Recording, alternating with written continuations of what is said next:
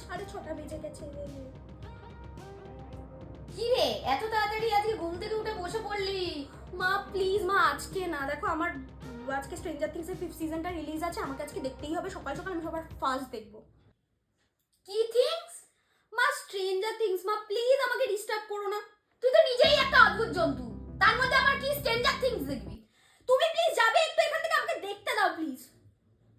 দরজাটা দিয়ে দাও। দরজা ফরজা আমি দিতে পারবো না, নিজের দরজা নিজে দিয়ে নাও। মা! এই মোনা, তোর বান্ধবী তোর সাথে দেখা করতে এসেছে। মা ওকে বলে দাও আমি এখন কারোর সাথে দেখা করতে চাই না। কি রে চল চল, আজকে হাঁটতে যাওয়ার কথা আছে তো। আজকে আমি কোথাও বেরোবো না, আমার আজকে স্ট্রেঞ্জার থিংস এর 5th সিজন রিলিজ করেছে, আমি আগে দেখবো, তারপর দেখা যাবে কোথায় বেরোবো কোথায় বেরোবো না। তোর বাবা কি করবি স্ট্রেঞ্জার থিংস দেখে? এমনিও জীবনে তোর কিচ্ছু হবে না, চল।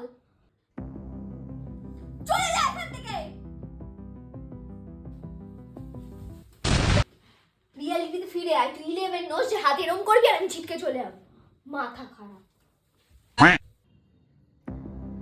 ভাই লাইট ব্লিঙ্ক করছে, ভাই আমাকে ব্যাগটা নিতে চলে এসেছে, ভাই ব্যাগটা নিতে চলে এসেছে। বাবা দাঁড়া তো, ব্যাগটা তোকে কেন নিয়ে যাবে? তুই এতটা অপমান দেখি ব্যাগটাও তোকে নিয়ে যাবে না, চিল কর। লাইট ব্লিঙ্ক করছে। ভাই ওটা খারাপ হয়ে গেছে। উফ বাবা সত্যি স্ট্রেঞ্জার থিংসের বুদ্ধুকে মাথায় দেখ।